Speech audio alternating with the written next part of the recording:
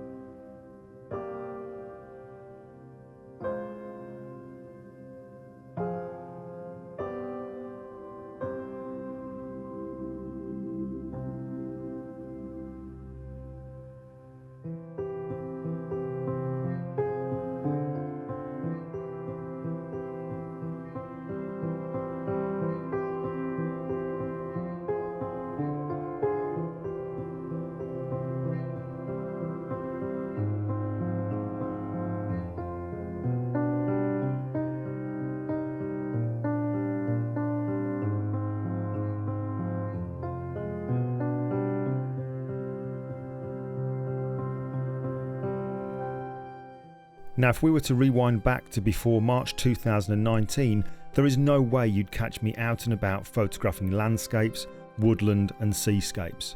I was, and I am, a portrait photographer, but before the pandemic, if I didn't have a portrait to take, be it a paid gig or something I was working on of my own, then my camera stayed in my camera bag and didn't see the light of day.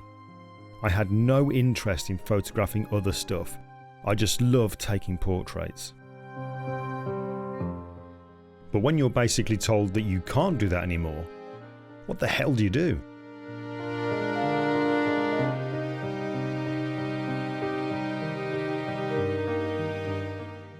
Restrictions did allow me as a working photographer to carry on working because not everything I do can be done at home. I have to be out and about to take portraits, but when you can't have contact with people because it's not safe, well, what?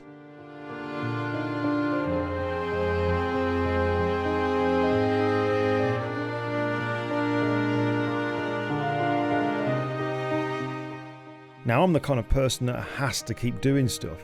If I don't produce something new on a very regular basis, I get uneasy, I get frustrated. It doesn't have to be something good, I just have to be doing something. I have to keep the tools in my hands. Photography, in fact just being creative, isn't something I feel that you can pick up as and when you feel like it.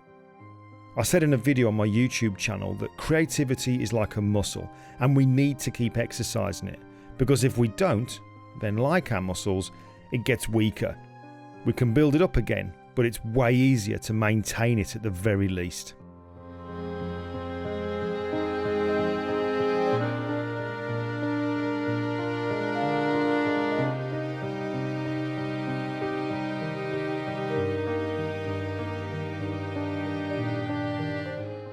So at times like this, what do you do?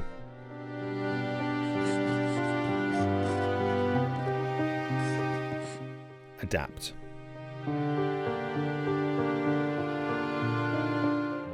In lockdown 1, I did something I never did as a child: build Airfix models. I purchased a load of World War II aircraft models, glued them really badly and painted them just awful, but then photographed them on the desk in my office and created my own versions of wartime paintings. No bullets, no flames or any of that kind of stuff. Just pictures of aircraft gracefully flying through the air. And you know what? I loved it. I never would have done it without the lockdown kicking in, but I genuinely loved doing it. It was such great escapism.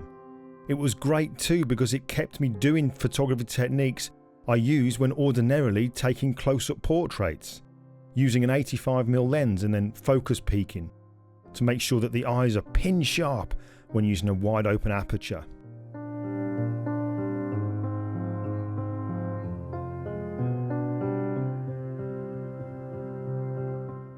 It also forced me to come up with new techniques for making propellers and shadows and colouring. And yes, between you and me, I did make aircraft noises when I was doing it.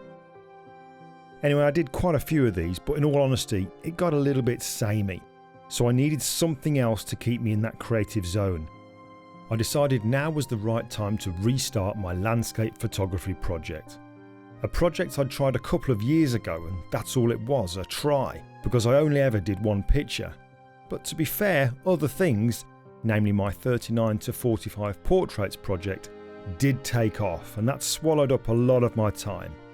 Their portraits have now been taken by Lichfield-born photographer Glyn Dewis as part of his 3945 project to try and photograph all surviving World War II veterans. As far as I saw it, whenever they did have pictures, it was always pictures that were taken when they were at events. So I wanted them to have a portrait that was something that looked timeless and that, you know, could be passed on to them, could be passed on to their families for generations to come. My goal with the landscape photography wasn't and isn't to change what I do, not at all. It is, however, to keep me being creative, so that I can get better and better at landscape photography, seascapes, woodlands and all that kind of stuff. I started going out locally, and I've explained this in other videos on my YouTube channel that I failed big time. But after a while I knew why this was. I was looking too hard. I was hunting for a photograph. When I did that, it never happened. However, when I slowed down and took the time to enjoy where I was, and let's face it, just being out in the fresh air whilst all this horrible situation plays on around us feels great, I did and do have successes. Taking the time to just stop, grab a coffee from my flask and breathe it all in. Damn, it feels good. Total escapism. Oh, and there's this thing that is so new to me. If I don't get a picture, it doesn't matter. What does matter is that I'm keeping the tools in my hands and I'm keeping this in a creative space. Also, thinking about it, I'm learning more about my camera. I'm using settings that I wouldn't use when taking portraits. I'm using lenses that I have, but were just gathering dust.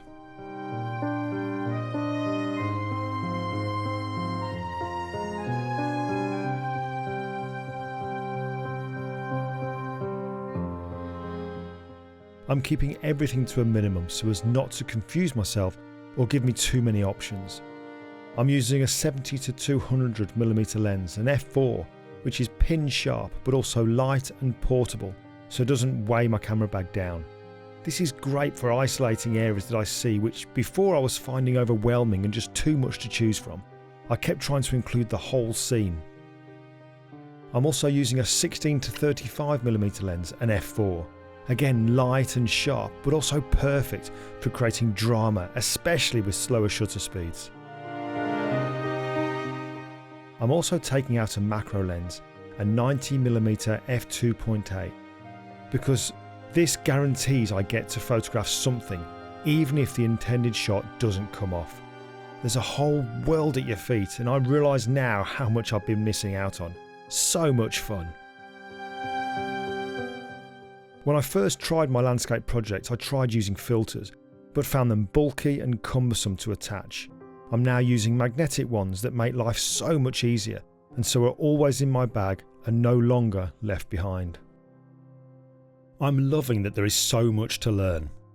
Checking weather forecasts, tide times, how much cloud is expected, and if the weather forecasters get it wrong as they so often do, who cares? I'm out with the camera. And this is so important to me. It's keeping me familiar with the kit because, as the saying goes, if you don't use it, you lose it. Not completely, of course, but you can get rusty.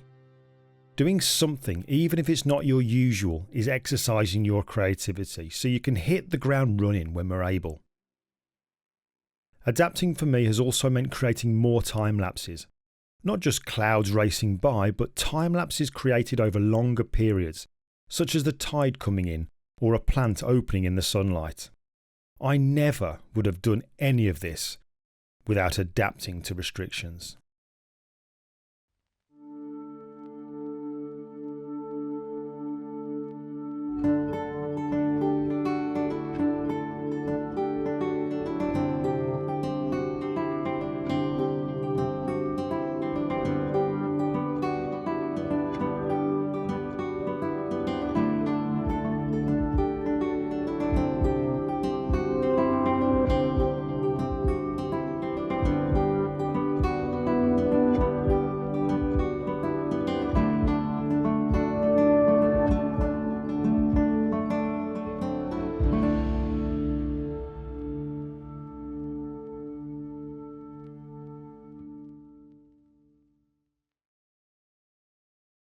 Just a couple of days ago before recording this video, I headed back to the very first location that I attempted to photograph when starting out on this journey.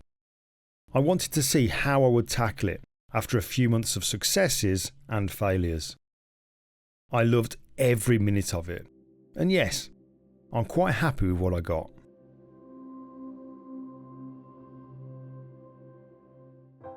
The past period of time in our life since the pandemic struck has certainly been challenging, but if I'm honest, by adapting and making sure I keep in the creative zone, I think it's improved me as a photographer. It's opened my eyes to other genres of photography, not to do instead, but to do in addition. There will always now be something to photograph. If I can't do a portrait, then maybe a landscape. If that's a no-go, then maybe a macro, or maybe even a time-lapse. We're so lucky to have this creative outlet where we can do what we like, do what makes us happy, keeps us learning, is sociable, and also offers escapism as and when we need it, so long as we remain adaptable. Thank you to Wex and Sony, in particular Mark Baber, for sponsoring this video.